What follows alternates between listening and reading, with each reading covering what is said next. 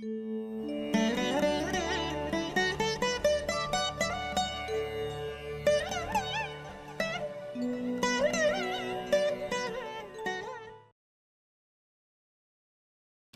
Channel நேயர் அனைவருக்கும் இனிய நல்வாழ்த்துக்கள். எல்லோரும் நன்றாக இருப்பீர்கள். இப்போது ஜனவரி மாதம் 20ஆம் தேதியிலிருந்து 26ஆம் தேதியிலான ஞாயிறு முதல் அடுத்த திங்கள் முதல் அடுத்த ஞாயிறு வரையிலான இந்த வார ராசி பலன்களில் எப்படி இருக்கும் அப்படிங்கிறத தனித்தனியாக பார்த்துடலாம். முதல்ல மேஷராசிக்காரர்களுக்கு இந்த வாரத்திலிருந்து ஒரு அப்பாடான்ற ஒரு சூழ்நிலை இருக்கும். ஏன்னு சொன்னால் உங்களுடைய ராசிநாதன் சொல்லப்படக்கூடிய செவ்வாய் இந்த வாரத்திலிருந்து நீச்சம் என்கின்ற பலவீன நிலைமையை மாறி அப்படியே 3ஆம் இடத்திற்கு மாறுகிறார். ஆக கிட்டத்தட்ட ஒரு ரெண்டு மாத காலமாக பலவீனமான நீச்சம் என்கின்ற நிலைமையை ராசிநாதன் அடைந்திருந்த காரணத்தினால எதுவுமே சரியாம நடக்க முடியாம வாழ்க்கையில, சொந்த வாழ்க்கையில நல்லா இல்ல, வீட்டுல நல்லா இல்ல, வெளியில நல்லா இல்ல, தொழில் அமைப்புகள் நல்லா இல்ல, வேலையில நிம்மதி இல்லை, ஒரு மாதிரியான மன அழுத்தத்துல எதையும் சமாளிக்க முடியாமல் இருக்கிறேன் என்கின்ற எண்ணத்தில் இருந்து வந்து கொண்டிருந்த மேஷராசிக்காரர்கள் அனைவருக்குமே இந்த வாரத்திலிருந்து நல்ல ரிலீஃப்னு சொல்லப்படக்கூடிய எல்லாவற்றிற்கும் வழி கிடைக்கக்கூடிய தன்மைகள் இப்போது உண்டு. அதே நேரத்தில் இந்த வாரம் பார்த்தீங்கன்னா வியாழக்கிழமை நைட்லேருந்து உங்களுக்கு சந்திராஷ்டமம் ஆரம்பிக்கிறது. ஆக 23ஆம் தேதி ஜனவரி 23ஆம் தேதி இரவு, வியாழக்கிழமை இரவு 10:32 ஞாயிற்றுக்கிழமை காலையில் 8:26 வரைக்கும் உங்களுக்கு சந்திராஷ்டமம் இருக்கு. ஆக வாரத்தின் கடைசியில் வெள்ளிக்கிழமை முழுவதும் சனிக்கிழமை முழுவதும் இந்த 2 நாட்களும் சந்திராஷ்டமம் இருப்பதால் இந்த சந்திராஷ்டமம் பார்த்தீங்கன்னு சொன்னால் அப்படியே ஒரு பலவீனமான, அதாவது தேய்பிரை சந்திரனாக வேற இருக்கின்ற காரணத்தினால எதிலையும் கொஞ்சம் அப்படியே பொறுமை தேவைப்படக்கூடிய அமைப்பு மேஷராசிக்காரர்களுக்கு கண்டிப்பாக உண்டு. கொஞ்சம் அந்த 2 நாளில் மட்டும் கொஞ்சம் பொறுமையாக இருக்கணும். அதை தவிர்த்து வேற எந்த விதத்திலையும் நெகட்டிவ் அமைப்புகள் இருக்காது. பணவரவுகள் தாராளமாக வரும். சொந்த பந்தங்களிடம் இருந்து வந்த கருத்து வேற்றுமைகள் விலகக்கூடிய தன்மை உண்டு. சகோதரர்கள் மேன்மையை கொடுப்பார்கள். அண்ணன், அக்காள், தம்பி, தங்கைகளின் மூலமாக இதுவரைக்கும் இருந்து வந்த கருத்து வேறுபாடு செவ்வாயின் நீச்ச நிலைகளால் விலகக்கூடிய, எல்லாம் நிறைவாக இருக்கக்கூடிய ஒரு நல்ல வாரமாக, ஒரு மத்தியம பலன்களை தரக்கூடிய யோக வாரமாகவே அமைந்திருக்கிறது அனைத்து மேஷராசிக்காரர்களுக்கும் இந்த வாரம்.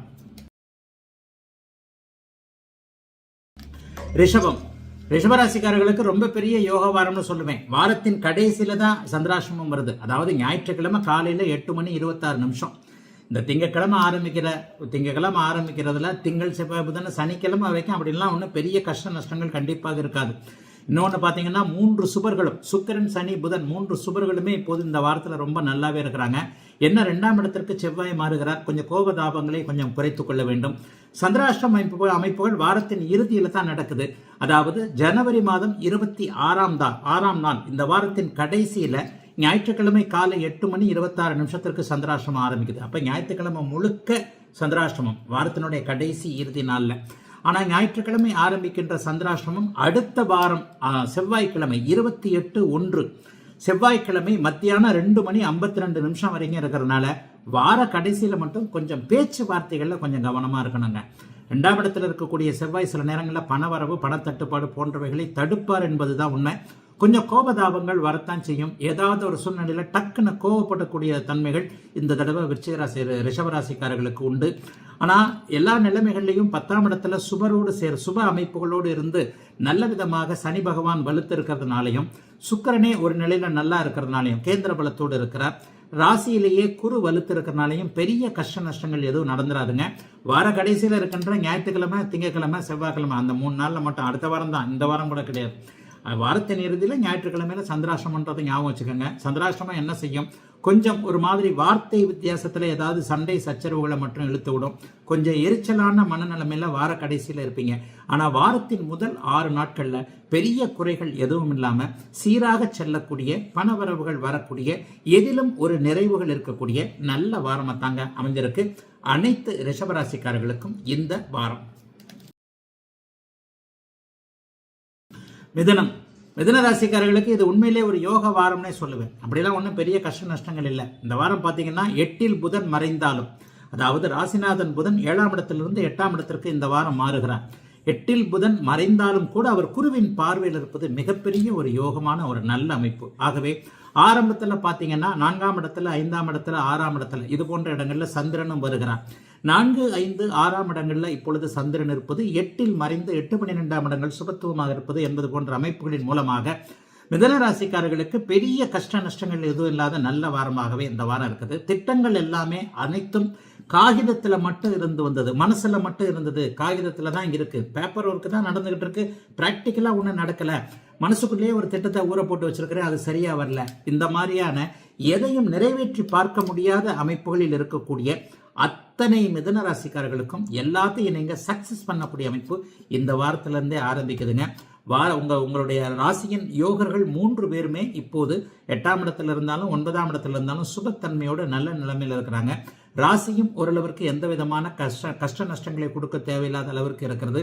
ஆனால் ராசியில் செவ்வாய் வந்திருக்கிறது ஒரு அவசரம் கொடுக்கை தனத்தை கொடுக்கும் என்பதை அடிக்கடி சொல்றேன். ஆக மிதன ராசிக்காரர்கள் இன்றிலிருந்து ஒரு 2 மாத காலத்திற்கு எந்த ஒரு விஷயத்திலையும் டக்குன்னு முடிவெடுத்துடக்கூடாது. ராசியிலேயே செவ்வாய் இருக்கிறார் இல்லையா, அவர் கொஞ்சம் கோபதாபங்களை கொடுப்பார் அல்லது ஒரு பதற்றத்தை கொடுப்பார். அவசரப்பட்டு ஏதாவது முடிவெடுத்துட்டு அடாடா இப்படி போய் பண்ணிக்கிட்டே மாட்டிக்கிட்டோமே என்பது மாதிரியான சிக்கல்கள் இன்றிலிருந்து 2 மாத காலத்திற்கு மிதன ராசிக்காரர்களுக்கு வரும். செவ்வாய் இருப்பது என்பது ஒரு நிலையில சகோதரர்களோடு முரண்பாடுகளை கொடுக்கக்கூடிய ஒரு அமைப்பும் கூட. ஆகவே எதிலையும் நிதானமாக கவனமாக வீட்டில் இருக்கிற பெரியவர்களோடு கேட்டு பார்த்து, அதாவது ஒரு ஆராய்ந்ததற்கு பிறகு முடிவுகள் எடுக்கக்கூடிய ஒரு வாரமாகவே, சந்திராசிரமம் இல்லாத நல்ல வாரமாகவே அமைஞ்சிருக்குங்க மிதன ராசிக்காரர்கள் எல்லோருக்கும் இந்த வாரம்.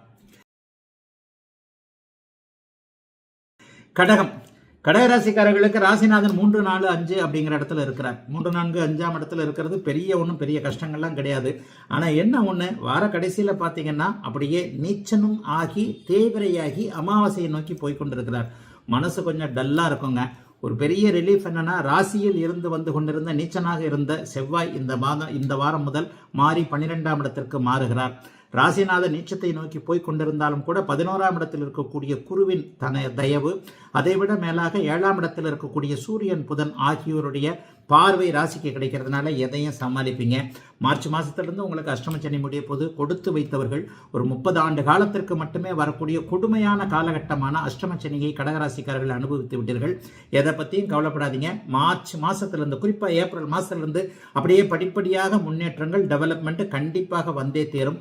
மன அழுத்தம் விலகும், கண்ணீர் கவலை போன்ற அத்தனை அமைப்புகளும் விலகுவதற்கான அடிப்படை அம்சங்கள் இருக்கக்கூடிய அமைப்பு இந்த வாரத்திலிருந்து உண்டுங்க.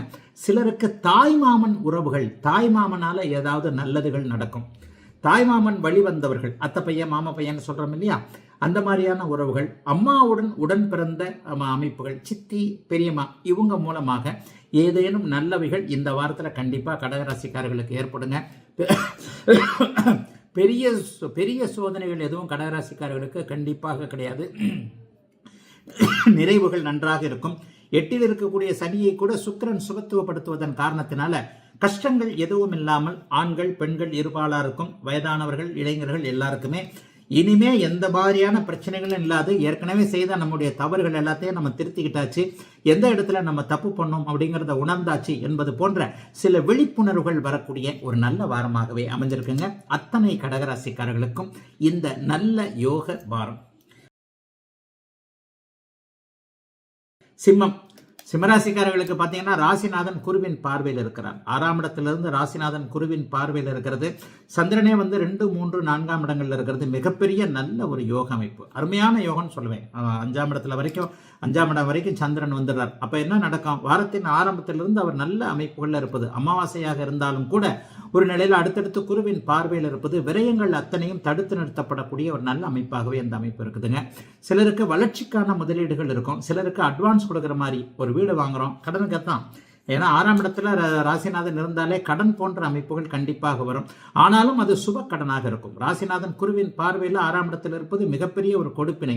ஆக அந்த அமைப்புல ஏதாவது வீடு வாங்குறது, நிலம் வாங்குறது, வாகனம் வாங்குறது, அதற்காவது அட்வான்ஸ் கொடுக்கறது, முழுக்க வாங்கலைன்னா கூட ஒரு அட்வான்ஸ் கொடுத்துட்டு பின்னாடி நான் தரேன் அப்படின்னு சொல்ற மாதிரியான ஒரு நல்ல பொருட்சேர்க்கை இருக்கக்கூடிய யோக வாரமாக 10ஆம் இடத்திலிருந்து குரு 6ஆம் இடத்தை பார்ப்பதன் காரணமாக வளர்ச்சிக்கான, அதாவது வியாபாரத்திற்கான முன்னேற்றம், தொழிலுக்கான முன்னேற்றம், இந்த மாதிரியான கடன் வாங்கக்கூடிய சூழல்கள் வரக்கூடிய ஒரு யோக வாரமாகவே இந்த வாரத்தை சொல்லலாம். ராசிநாதன் வலுத்து குருவின் பார்வையில் இருந்தாலே எதையும் சமாளிப்பீங்க. அவரவருடைய வயதிற்கு ஏற்றார் போல கடன், நோய், வம்பு, வழக்கு போன்ற அத்தனை அமைப்புகளையும் நீங்களே முன்னின்று தீர்க்கக்கூடிய அமைப்புகள், நிறைவாக நடக்கக்கூடிய தன்மைகள் கண்டிப்பாக சிம்மராசிக்காரர்களுக்கு உண்டு. பெரிய கஷ்ட நஷ்டங்கள்லாம் இல்லைங்க. சனியும் சுக்கிரனும் சேர்ந்திருப்பது மனைவி காதலி போன்ற உறவுகள் அல்லது அக்கா தங்கச்சி கூட சொல்லலாம். பெண்களுக்கு ஏதாவது செலவுகள் செலவுகள் வரக்கூடிய அமைப்பும் உண்டு. மனைவி விரும்பி கேட்ட ஒன்று அல்லது காதலி விரும்பி கேட்ட ஒன்றை ஆண்கள் வாங்கி கொடுக்கக்கூடிய அமைப்பு இப்போது சிம்மராசிக்காரர்களுக்கு இருக்கிறது. சிம்மராசிக்காரர்களுக்கு வரப்போகின்ற அஷ்டமச்சனையை நினைத்து கண்டிப்பாக கவலை வேண்டாம். 1.5 ஆண்டு காலத்திற்கு மேலாக வேதை அமைப்புகளில் அஷ்டமச்சனை உள்ள மாட்டிக்கிறதுனால பெரிய கஷ்ட நஷ்டங்கள் கண்டிப்பாக இருக்காது. ஆகவே குறிப்பிட்டு சொல்லக்கூடிய அளவிற்கு ஏதேனும் சோதனைகள் ஏதாவது இருக்குமானா நிச்சயமாக இல்லாத ஒரு சகஜமான நல்ல வாரமாகவே அமைஞ்சிருக்குதுங்க. சிம்மராசிக்காரர்கள் எல்லோருக்கும் இந்த ஜனவரி 20 முதல் 26ஆம் தேதியிலான நல்ல வாரம். கன்னிராசிக்காரர்களுக்கு பாருங்க, ஓகோன்னு இருக்கும். ராசியும் ராசிநாதனும் குருவின் பார்வையில் இருக்கிறாங்க.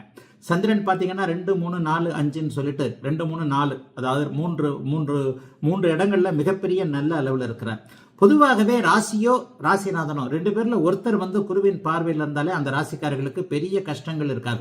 இப்போ கன்னிராசிக்காரர்கள் உங்களுக்கு ராசியும் குருவின் பார்வையில் இருக்கு, ராசிநாதனும் குருவின் பார்வையில் இந்த வாரத்திலிருந்து மாறுகிறார். ராசிநாதன் 5ஆம் இடத்துல தன்னுடைய நண்பரான சூரியனோடு இருக்கிறார். ஆக தசாபுக்திகள் நன்றாக கன்னிராசிக்காரர்களுக்கு இருக்குமேயானால் கோடிகளை, லட்சங்களை, ஆயிரங்களை அவரவருடைய சக்திக்கேற்ப சம்பாதிக்கின்ற நல்ல ஒரு வாரமாகத்தாங்க இந்த வாரம் இருக்கு. ஆனால் அப்படி இருந்தால் நான் கஷ்டப்பட்டுக்கிட்டு இருக்கிறேனுங்க ஐயா அப்படின்னு சொல்கிறவங்களுக்கு பெரிய கஷ்டங்கள்லேருந்து ஜஸ்ட் ரிலீஃப் ஆகி சின்ன சின்ன விஷயங்களில் கூட ஓரளவுக்கு ஒரு மன திருப்தி ஏற்படக்கூடிய ஒரு நல்ல வாரமாக தாங்க இந்த வாரம் இருக்கும். ஏன்னா உங்களுக்கு யோகம் தரக்கூடிய கிரகங்கள் நல்ல வலுவாகவே இருக்கின்றன. ஆகவே பிரச்சனைகள் இருக்கும், யாருக்குத்தான் பிரச்சனைகள் இல்லை. ஆனால் அந்த பிரச்சனைகளை சமாளிக்கக்கூடிய மனோதைரியமும் பக்கபலமும் உறவுகள், நட்புகள் போன்றவைகளிடம் ஒரு ஆதரவான ஒரு போக்கும் இருக்கக்கூடிய யோக வாரமாக இந்த வாரம் இருக்கு. 2ஆம் இடத்துல சந்திரன் வலுத்திருக்கிறதுனால பணவரவுகள் கிடைக்கும். அதற்கடுத்து வார மத்தியில் அவர் 3ஆம் இடத்திற்கு மாறப்போகிறார். 3ஆம் இடத்துல மாறப்போகிறது யாருடைய உதவியும் இன்றி நீங்களே முயற்சி செய்து அந்த முயற்சியை பலிக்க வைக்கக்கூடிய தன்மை.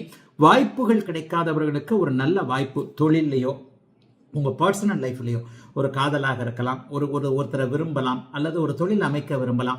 இந்த மாதிரியான ஒரு பர்சனல் லைஃப் அல்லது கேரியர் லைஃப் எல்லாத்திலையுமே ஒரு வாய்ப்புகள் கிடைத்து அந்த வாய்ப்புகளை அப்படியே கன்னிராசிக்காரர்கள் நல்ல விதமாக உபயோகப்படுத்தி கொள்ளக்கூடிய ஒரு சுப வாரமாகவே இந்த வாரம் இருக்குங்க. பெண்களுக்கு ரொம்ப பெரிய ரிலீஸ் இருக்கும். இதுவரைக்கும் இல்லாத அளவிற்கு வேலை செய்கின்ற இடங்களில் கடந்த காலங்களில் எழுந்து வந்த இடர்பாடுகள், இடைஞ்சல்கள் அத்தனையும் பெண்களுக்கு தீரக்கூடிய ஒரு நல்ல அம்சமான புத்திசாலித்தனத்தை உபயோகப்படுத்திக் கொள்ளக்கூடிய யோக வாரம் தாங்க கன்னிராசிக்காரர்கள் எல்லோருக்கும் இந்த வாரம். துலாம் ராசிக்காரர்களுக்கு பார்த்தீங்கன்னா வாரத்தின் ஆரம்பத்திலேயே ராசியிலேயே சந்திரன் இருக்கிறார். அப்புறம் 1, 2, 3 ஆகிய 3 இடங்கள்ல இருக்கிறார். ஆனால் அவர் தேய்பிரை சந்திரனாக இருக்கிறார். ஜீவனாதிபதி ராசியில் உட்கார்ந்து இருக்கிறது ஓரளவுக்கு நல்லதுன்னா கூட அமாவாசையை நோக்கி போய் கொண்டிருக்கிறதுனால மனம், தொழில், வேலை அமைப்புகளில் வாரத்தின் முதல் 2 நாட்கள் கொஞ்சம் குழப்பமாக இருக்கும். வேலையில் என்னது இந்த மாதிரி இருக்குது, அந்த மாதிரி இருக்குது, யாரும் சப்போர்ட் பண்ண மாட்டேன்றாங்க, அல்லது மேலதிகாரிகளோடு, மேனேஜர் மாதிரியான ஆளுங்க, நமக்கு சம்பளம் கொடுக்கக்கூடியவர் அல்லது நம்மை வேலை வாங்கக்கூடிய உயர்நிலையில் இருப்பவரோடு கருத்து வேறுபாடுகள் வாரத்தின் ஆரம்ப நாளான திங்கள், செவ்வாய், புதன் ஆகிய 3 நாட்களுக்குள்ள ஏற்படக்கூடிய அமைப்புகள் உண்டு. அந்த 3 நாட்கள் மட்டும் கொஞ்சம் உங்களுக்கு மனக்குழப்பம் இருக்கின்றதுனால கொஞ்சம் சமாளிச்சுக்கிட்டு இருக்க வேண்டிய அமைப்புகள் இருக்கும். வாரத்தின் இறுதியில் சந்திரன் 3ஆம் இடத்திற்கு வந்து விடுவதால் எவருடைய தயவும் தேவையில்லை. எல்லா இடத்துலையும் கொஞ்சம் வெற்றி, சக்சஸ் இருக்கும். எங்கேயாவது தோத்து போவோமோ அப்படின்னு நினைச்சீங்கன்னா கூட அந்த தோல்விகள் கண்டிப்பாக எதுவும் இல்லாமல் வெற்றிகள் கிடைக்கக்கூடிய வாரம் இந்த வாரம். இன்னொன்று 9ஆம் அதிபதியும் 11ஆம் அதிபதியும் சூரியனும் புதனும் இணைந்து குருவின் பார்வையில் இருக்கிறதுனால எதிர்பாராத அதிர்ஷ்டங்கள், லாபங்கள் போன்றவைகள் கண்டிப்பாக கிடைக்கும்.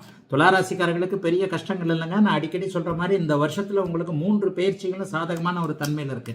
ஆகவே பிறந்த ஜாதக அமைப்பின் அடிப்படையில் தசாபுக்திகள் வலுவானவைகளாக துளாராசிக்காரர்களுக்கு இருந்தார்களே ஆனால் கடனை அடைப்பது, நோயை தீர்த்துக் கொள்வது இதுவரைக்கும் நடக்காது. திருமணம், புத்திரபாக்கியம் போன்ற அமைப்புகள் இந்த வருஷம் ஒரு மாறுதலான நல்ல வருஷமாகவே இருக்கும். அதற்கு ஆரம்பங்கள் இப்பவே அப்படியே வந்துகிட்டு இருக்கு. ஆகவே சிறப்பாக இருக்கக்கூடிய ஒரு நல்ல வாரமாகத்தாங்க இந்த வாரம் இருக்கும்.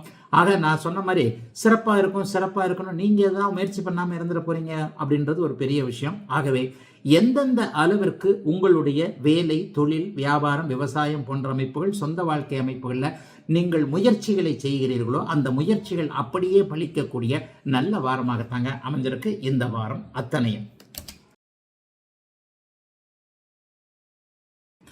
அப்படியே பார்த்தீங்கன்னா விருச்சிகராசிக்காரர்களுக்கு மிகச்சிறந்த யோக வாரங்க. என்ன அப்படின்னு சொன்னால் இந்த வாரத்திலிருந்து அவங்க ராசிநாதன் நீச்சத்திலிருந்து விலகிறார். ஆனால் அவர் 8ஆம் இடத்துல மறைஞ்சிட்டு போறார். 6 கூடையவர் 8ல் மறையிறதுனா யோகம். கிட்டத்தட்ட ஒரு 2 மாசம் ராசிநாதன் செவ்வாய், இதுவரைக்கும் நீச்சமாக இருந்த ராசிநாதன் செவ்வாய் இன்னும் 2 மாதங்களுக்கு அவர் நீச்ச நிலைமையிலிருந்து விலகி 8ஆம் இடத்திற்கு மறைவார். 6ஆம் அதிபதியாக அவரே இருக்கின்றதுனால 6ஆம் அதிபதி 8ல் மறைகிறார் என்பது எதிர்பாராத அதிர்ஷ்டம் போன்றவைகளை நம்பர் 2 வழியில ஏதாவது ஒரு மாதிரியா கொடுக்கறது. கிணறு வெட்ட பூதம் கிளம்புதுன்னு சொல்லுவாங்க இல்லையா, இந்த வாரத்துல இருந்து ஒரு 2 மாசத்துக்கு நீங்க கிணறு வெட்டினா பூதம் கிளம்பாது, தெய்வம் கிளம்பும். அந்த மாதிரி நீங்களா எதையாவது ஒண்ணு செய்ய ஆரம்பிச்சு அது வேற எதுவாகவோ முடிஞ்சு, பிள்ளையார் பிடிக்க குரங்கா முடிஞ்சதுன்னு வாங்கல, நீங்க குரங்க பிடிப்பீங்க, அது பிள்ளையாரா முடியும். தலைகீழாக மாறி ஏதாவது ஒன்று விருச்சிக ராசிக்காரர்களுக்கு நல்லது நடக்கக்கூடிய அமைப்புகள் கண்டிப்பாக உண்டு.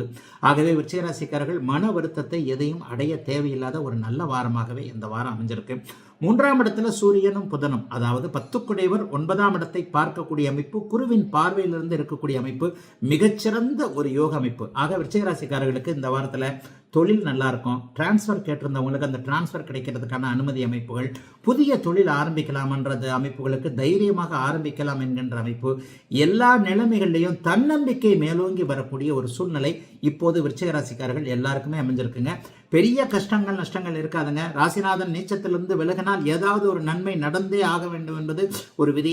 சகோதரர்களோடு சண்டை போட்டு கொண்டிருந்தவர்கள், சிகப்பு நிற கட்டிடம் போன்ற விஷயங்கள், இந்த மாதிரியான விஷயங்கள்ல கொஞ்சம் நஷ்டங்களை அடைந்தவர்கள், கோர்ட்டு காவல்துறை போன்ற அமைப்புகள், செவ்வாயுடைய காரகத்துவம் அது, அங்கே அலைந்து கொண்டு வெற்றி கிடைக்காதோ என்கின்ற சந்தேகத்தில் இருந்து வந்து கொண்டிருந்த அத்தனை விருச்சிக ராசிக்காரர்களுக்கும் இதோ கண்ணெதிரே தெரிகிறது வெற்றி என்பதற்கான அடையாளங்களை வரக்கூடிய மிக அருமையான யோக மாற்றங்கள் நடக்கக்கூடிய ஒரு சுபமான நல்ல வாரமா அமைஞ்சிருக்குதுங்க.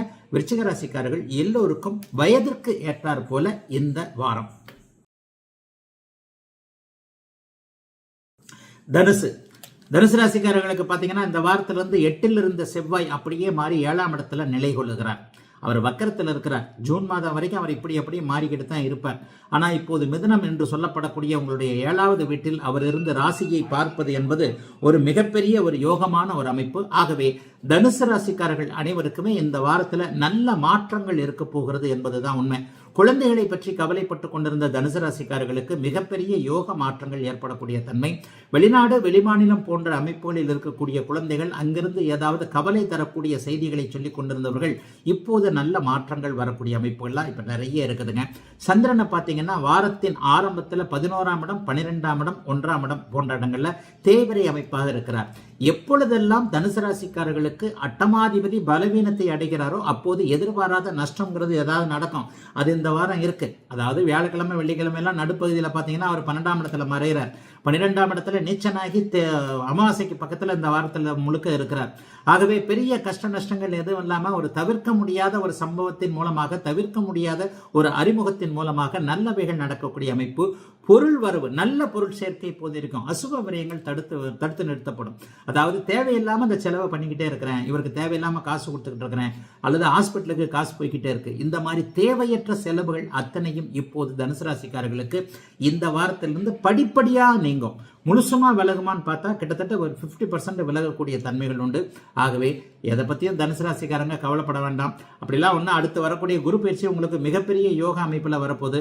ஆகவே இதுவரைக்கும் இருந்து வந்த கடந்த 7-8 மாதங்களாக இருந்து வந்து கொண்டிருக்கின்ற கஷ்ட நஷ்டங்கள் அனைத்தையும் விளக்கக்கூடிய ஆரம்ப அடிப்படை அமைப்புகள் உருவாகக்கூடிய 7ஆம் இடத்து செவ்வாய், 2ஆம் இடத்துல சூரியனும் புதனும் குருவின் பார்வையில் இருப்பது என எல்லா அமைப்புகள்லையும் பணத்தை கொடுக்கக்கூடிய, ஓரளவிற்கு நிம்மதி இருக்கக்கூடிய, குடும்பத்தில் சந்தோஷம் இருக்கக்கூடிய யோக வாரம் தாங்க அத்தனை தனுசு ராசிக்காரர்களுக்கும் இந்த வாரம்.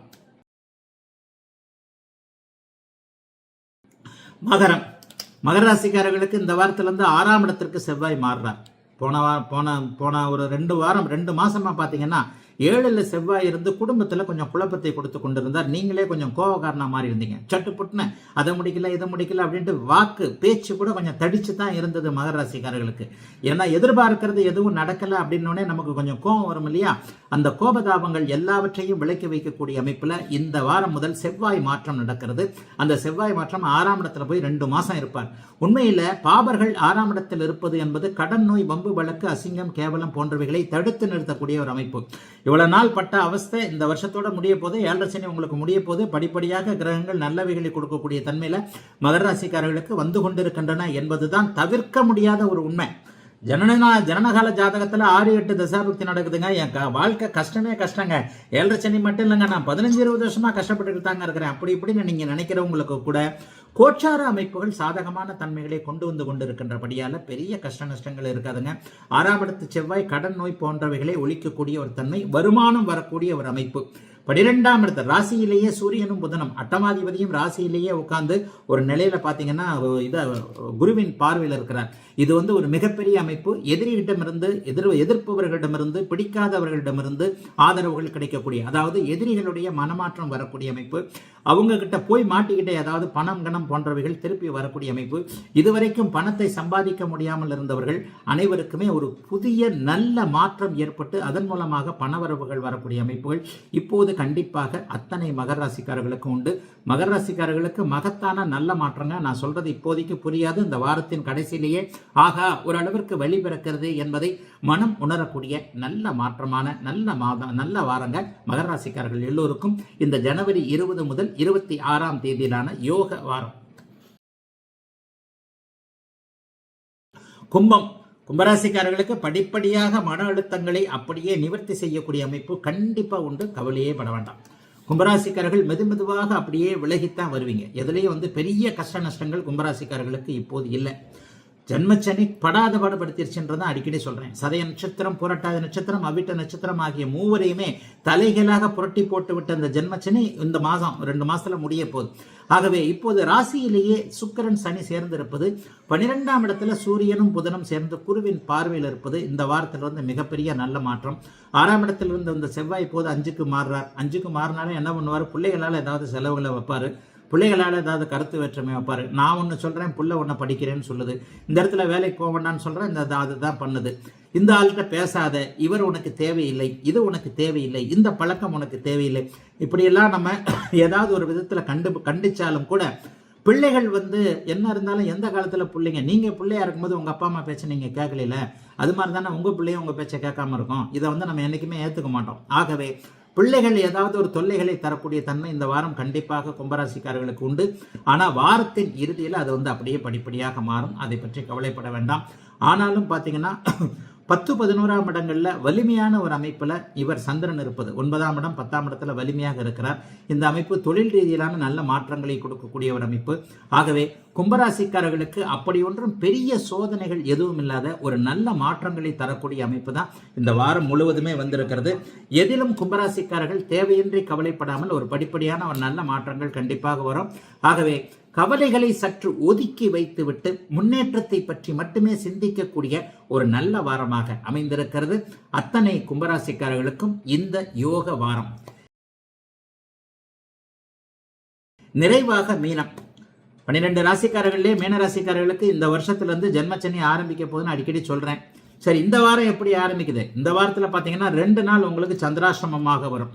அதாவது 21ஆம் தேதி செவ்வாய்க்கிழமை இரவு 10:03 புதன்கிழமையும் வியாழக்கிழமையும் உங்களுக்கு சந்திராசிரமமாக வரும்.